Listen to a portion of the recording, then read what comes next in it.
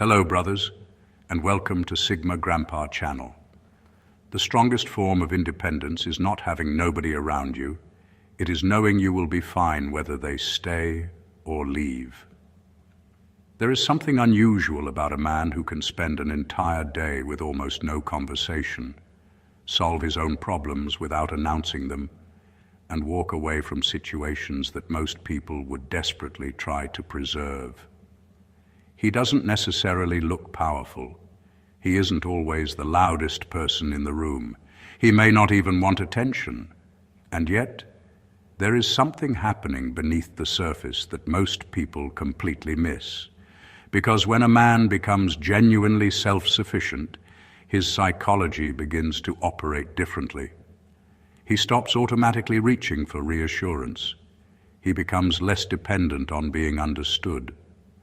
He may even become comfortable making decisions without consulting anyone, not because he thinks he is better than everybody else, but because he has trained himself to carry the consequences of his choices.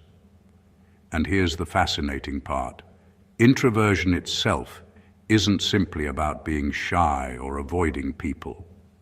Research in psychology generally treats introversion as a personality dimension associated with where a person tends to direct attention and how they respond to stimulation.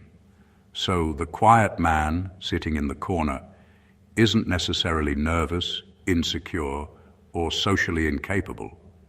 He might simply be processing more than he's saying, and that is where things get interesting. Because extreme self-sufficiency has a hidden price. The same independence that protects a man from manipulation can make him terrible at asking for help. The same silence that allows him to observe people clearly can make others think he doesn't care. And the same ability to walk away from almost anything can eventually make him wonder whether he has become too good at leaving. There is a contradiction hiding inside this personality. He can become so skilled at needing nobody that he forgets that needing the right people isn't weakness. And we're about to uncover the psychology behind that contradiction, the unusual thought patterns, private habits, emotional defenses, and uncomfortable blind spots that can turn an introverted man into one of the most self-contained personalities you'll ever encounter. Because sometimes the most revealing thing about a man isn't what he says when everyone is watching. It's what he has taught himself to do when nobody is. Number one, he doesn't just enjoy independence. He has reduced his psychological need for rescue. For the self-sufficient introvert, independence can become much deeper than simply knowing how to handle things alone. He may have quietly trained himself not to expect rescue. When something goes wrong, his first instinct isn't, "Who can I call?" It is, "What can I do about this?" That mindset can make him remarkably capable. He learns to figure things out, recover from setbacks, make decisions, and keep moving without waiting for someone to step in. He doesn't need an audience for his struggles either. In fact, many people may never know what he has been dealing with because he has already handled it before anyone noticed. But there is a hidden cost. When you become accustomed to carrying your own weight, asking someone to carry even a small part of it can feel strangely uncomfortable. He may struggle to say, "I need help," even when accepting help would make perfect sense. He isn't necessarily trying to prove that he is strong. He may simply have stopped believing that depending on someone is a reliable option. That is where self-sufficiency can quietly become self-isolation. His greatest strength is knowing he can survive without rescue. His greatest challenge is remembering that accepting support doesn't cancel his independence. Sometimes strength isn't carrying everything alone. It's knowing what you can carry and having enough wisdom to put something down. Number two, he can become more loyal to his routine than to his relationships. For a deeply self-sufficient introvert, routine can become more than a schedule. It can become a form of psychological control. His habits tell him what to expect, when to work, when to rest, when to think, and when to be left alone. There is comfort in that predictability. This is why someone can genuinely care about him and still frustrate him simply by constantly interrupting his rhythm. He may not see an unexpected phone call as just a phone call. To him, it can be an interruption of concentration. A last-minute invitation can feel less like spontaneity and more like someone rearranging his entire mental calendar without permission. And here is the uncomfortable part. He can become so protective of his routine that he starts treating flexibility as weakness. That is where independence can quietly become rigidity. He may cancel plans, withdraw from people, or reject opportunities simply because they disturb the system he has built around himself. Eventually, his routine stops serving his life and starts controlling it. The irony is almost funny. He may spend years building a life where nobody can disrupt his peace, only to discover that peace without flexibility can become another kind of prison. His real growth begins when he learns that protecting his time is healthy, but allowing the right people to occasionally interrupt it can make life richer, not weaker. Number 3, he often solves problems nobody knows he has. One of the strangest things about a highly self-sufficient introvert is how much of his life can happen without witnesses. He may be dealing with a problem for days, weeks, or even months, while everyone around him assumes everything is perfectly fine. He doesn't always announce his struggles because announcing them can feel unnecessary. His instinct is to investigate, think, experiment, adjust, and find a solution. By the time someone finally asks, "What happened?" the problem may already be gone. This creates a strange misunderstanding. People may assume he has an easy life because they rarely see him struggling. They don't realize that his calmness may be the final product of hours of private problem solving. He might quietly learn a new skill because something stopped working. He might reorganize his finances because he noticed a future problem coming. He might change his habits because he recognized a weakness before anyone else noticed it. There is something impressive about that, but there is also a trap. When you become accustomed to solving everything privately, people can become completely unaware that you ever need support. Worse, you may begin believing that involving anyone else is inefficient. His ability to quietly fix his life is a strength, but if nobody knows when he needs help, even the people who genuinely care about him may never get the opportunity to stand beside him. Number 4, his silence can be an information-gathering strategy. For a highly self-sufficient introvert, silence isn't always a lack of confidence. Sometimes it is how he collects information. He understands that the more people talk, the more they reveal, sometimes without realizing it. Their priorities, insecurities, intentions, contradictions, and even their attitude toward others can appear naturally when he simply gives them room to speak. That is why he may sit quietly during a conversation while everyone assumes he has nothing to say. In reality, he may be paying attention to details most people overlook. He notices who interrupts everyone, who changes their personality depending on who's watching, who promises more than they deliver, who treats someone with respect when there is nothing to gain, and he doesn't necessarily announce what he notices. This makes his silence particularly interesting because it creates an information imbalance. Other people may know very little about him while he has learned quite a lot about them. But there is a darker side to this habit. If he becomes too dependent on observation, he can start treating every interaction like an investigation. Instead of simply meeting people, he may constantly analyze them. That can make genuine connection difficult. His silence is powerful when it helps him understand before reacting. It becomes unhealthy when he uses observation as a permanent wall against participation. Sometimes, the smartest thing he can learn isn't more about other people. It's when to stop studying the room and simply be part of it. Number 5, he doesn't necessarily hate people. He hates unnecessary psychological noise. A self-sufficient introvert can genuinely enjoy people while having very little patience for the mental clutter that sometimes comes with them. The problem isn't always conversation. It's the constant emotional demands, pointless arguments, forced socializing, repeated complaints and drama that seems to reproduce itself every time someone opens a group chat. For him, peace has practical value. He may prefer conversations that have substance, relationships that feel honest, and environments where he doesn't have to constantly monitor everyone's mood. When an interaction begins demanding more energy than it gives back, his instinct may be to step away. This can easily be misunderstood. Someone might call him antisocial, cold, or distant, when he may simply be protecting his attention. And attention is precious to someone who spends a lot of time inside his own thoughts. He doesn't want every disagreement entering his head. He doesn't want someone else's emotional chaos becoming his evening problem. He doesn't want to spend 3 hours discussing an issue that could have been settled in 10 minutes. But there is a line he must watch carefully.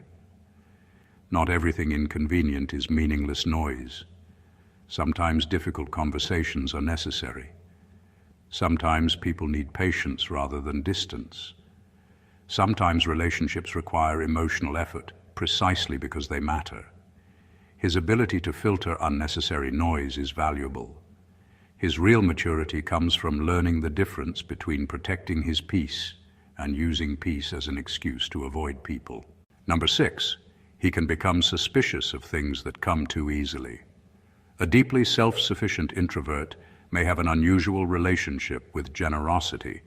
When someone suddenly offers him a favor, opportunity, connection, or emotional support, he may not immediately feel grateful.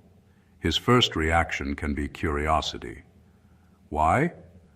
That question comes from experience, not necessarily paranoia. He has learned to handle his own problems, so he isn't accustomed to receiving something without having to earn it, negotiate for it, or solve something in return. When an offer arrives with no obvious price, part of his mind may start searching for the hidden one. What does this person want? What happens later? Is this genuine, or am I being positioned to owe them something? That skepticism can protect him from manipulative people. He is less likely to become impressed by flashy generosity or promises that sound suspiciously perfect. He watches what people do after the favor, not just what they said before giving it. But this strength has an uncomfortable weakness. If suspicion becomes automatic, genuine kindness can start looking like a trap. He may reject good people simply because accepting their help makes him uncomfortable. He can spend so much time looking for hidden motives that he fails to recognize an honest gesture sitting directly in front of him. Self-sufficiency teaches you not to depend on strangers. Wisdom teaches you that not everyone who offers a hand is trying to put a leash around your wrist. Number 7, his greatest addiction may be control, not solitude. For the self-sufficient introvert, solitude can look like the main attraction, but sometimes something deeper is driving it. Control. He likes knowing what is happening, why it is happening, and what he can do about it. His own decisions are predictable. Other people's decisions are not. That difference matters. When he handles something himself, there are fewer surprises. He doesn't have to wait for someone to respond, wonder whether they will keep their word, or adjust his plans because somebody changed their mind. Doing it alone can feel faster, cleaner, and mentally safer. But control can quietly disguise itself as independence. He may tell himself, "I just prefer doing things myself," when the deeper truth is, "I don't like being unable to control the outcome." That distinction can expose a serious weakness. Life cannot be completely managed. People will disappoint him. Plans will collapse. Relationships will require compromise. Sometimes another person's involvement will make things messier before they become better. If he cannot tolerate that uncertainty, his independence becomes restrictive. He may avoid collaboration, refuse perfectly reasonable assistance, or distance himself from people simply because they introduce variables he cannot predict. The irony is that a man can become so obsessed with controlling his life that he accidentally shrinks it. Real self-sufficiency isn't controlling everything around you. It's developing enough inner stability to remain composed when things don't go according to your plan. Number 8, he can accidentally train people not to help him. A self-sufficient introvert can spend years saying, "I've got it," until everyone finally believes him. That sounds like success, but it can create a strange problem.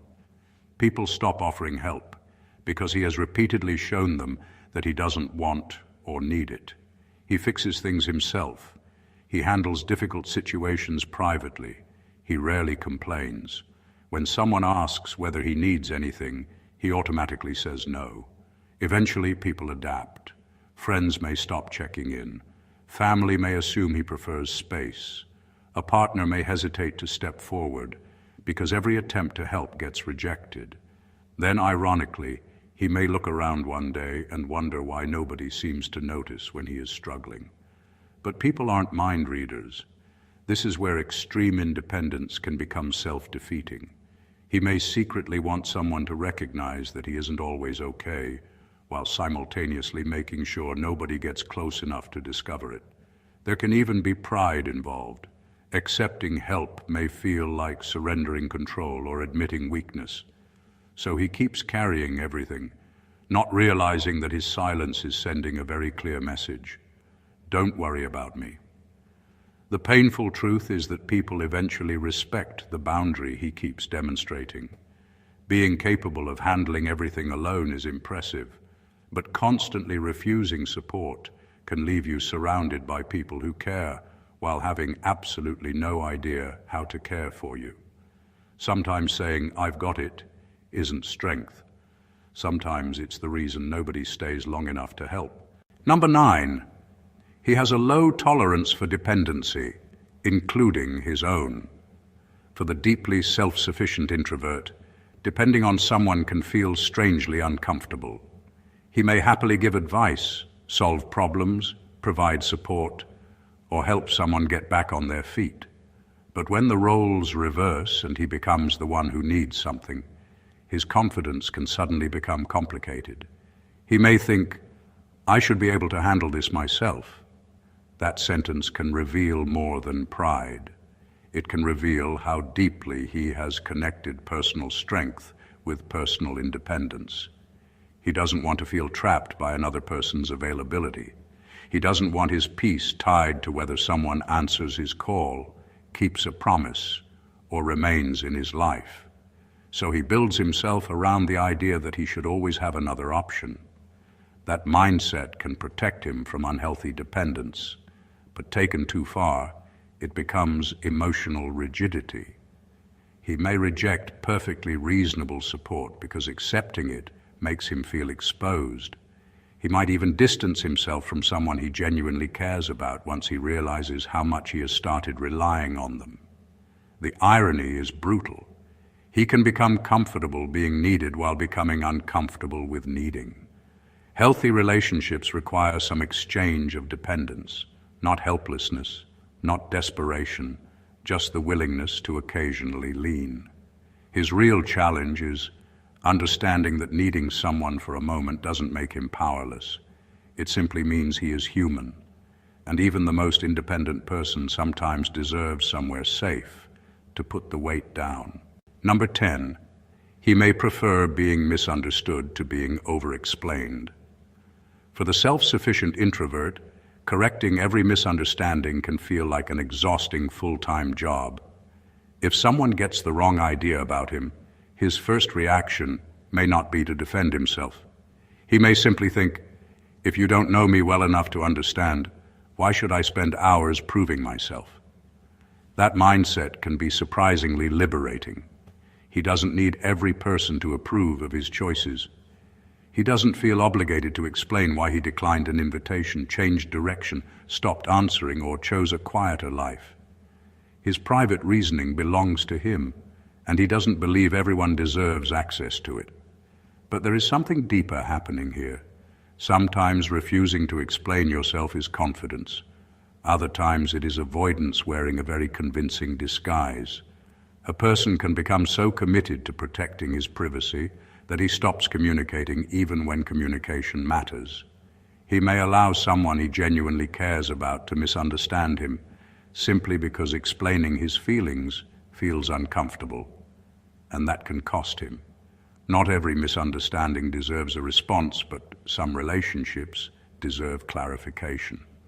The real strength isn't becoming impossible to misunderstand. That's unrealistic. The strength is knowing which misunderstandings are harmless enough to ignore and which ones are important enough to correct. Because there comes a point where saying, "They should understand me without an explanation," stops being independence. It becomes pride refusing to speak. Number 11, he may secretly test people. Without realizing he's testing them.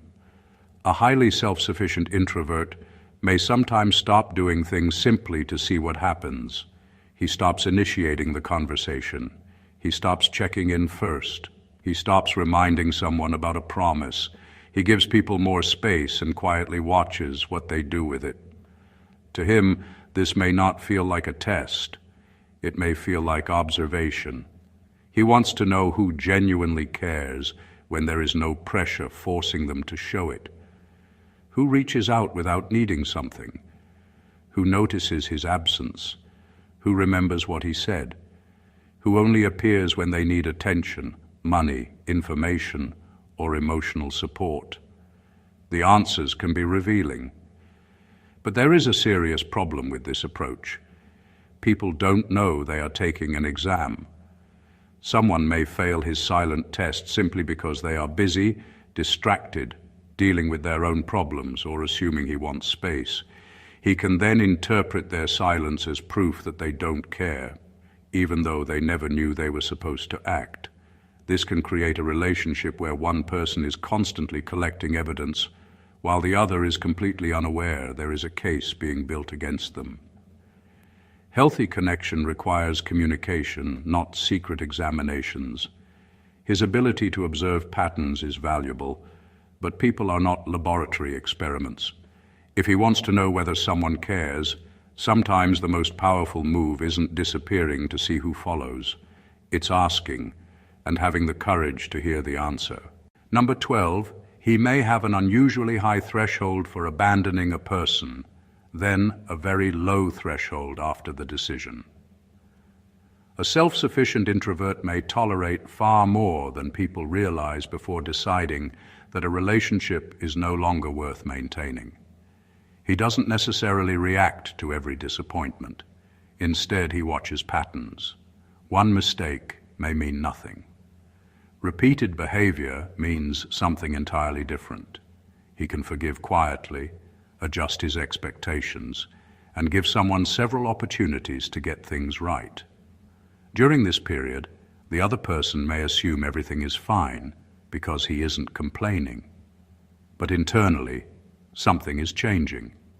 He is collecting information. He is comparing words with actions. He is deciding whether the relationship still deserves his energy. And once his conclusion becomes clear, the switch can be remarkably sudden. This is where people often misunderstand him. They remember the final incident and think, that was all it took. Usually it wasn't. The final incident may simply have been the last piece of evidence in a decision that had been forming for months. His ability to leave can look cold, but sometimes it is the result of prolonged patience, followed by emotional exhaustion. However, there is a danger in this pattern.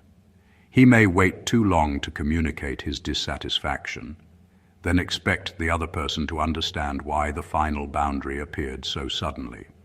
Leaving isn't always the problem. The problem is silently reaching the exit, while the other person still believes you're discussing the map.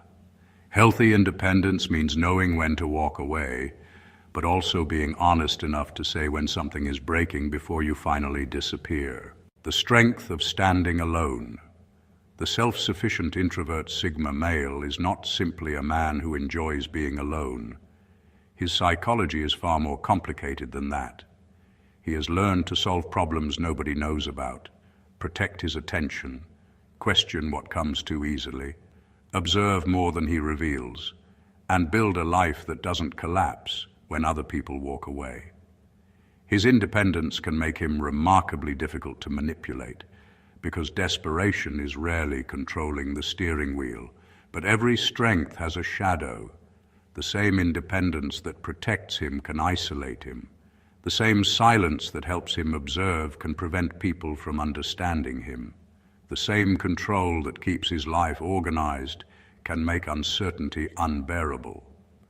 And the same ability to walk away can become a habit of leaving before vulnerability has a chance to create something meaningful. That is the part most people miss. True self-sufficiency isn't about proving that you need nobody. It's about knowing you can stand on your own without becoming emotionally unavailable to everyone else.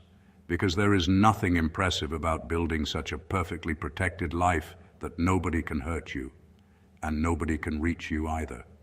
The highest form of independence is having the freedom to stand alone without being afraid to let the right people stand beside you.